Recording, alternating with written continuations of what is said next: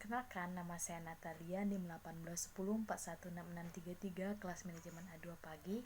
Pada kesempatan kali ini saya akan membahas tentang memasuki pasar internasional atau memasuki pasar luar negeri. Langsung saja saya akan membahas materinya.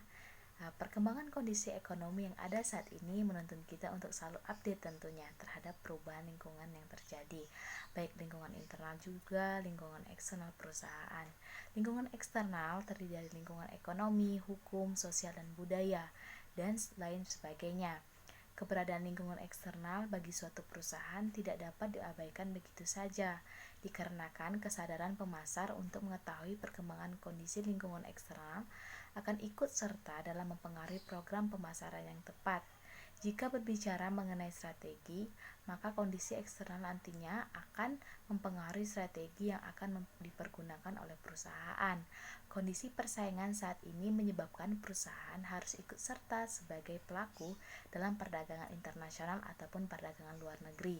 Jika ingin bertahan dan mendapat profit yang lebih, keadaan ini kemudian harus direspon cepat dengan berbagai macam cara atau strategi dari perusahaan yang ada di tanah air tentunya, yang pasarnya sudah jenuh dengan pasar nasional saat ini. Berbagai strategi yang dapat digunakan untuk memasuki pasar internasional ataupun pasar luar negeri adalah yang pertama yaitu lisensi. Lisensi merupakan strategi di mana disensor memperbolehkan perusahaan asing untuk memproduksi barang mereka, namun perusahaan asing tersebut harus membayar royalti. Strategi ini merupakan strategi yang memiliki risiko paling kecil dibandingkan strategi yang lain, namun tentu saja laba yang diperoleh tidak maksimum. Dan yang kedua yaitu ekspor. Ekspor merupakan strategi di mana perusahaan menjual produknya ke luar negeri. Dan yang ketiga adalah franchising, merupakan sebuah perjanjian kesepakatan antara seseorang yang memiliki bisnis untuk dipergunakan bisnisnya. Yang keempat, kontrak manufacturing. Dan yang kelima, international joint venture dan aliansi strategi. Yang keenam, foreign direct investment atau sering disebut FDI.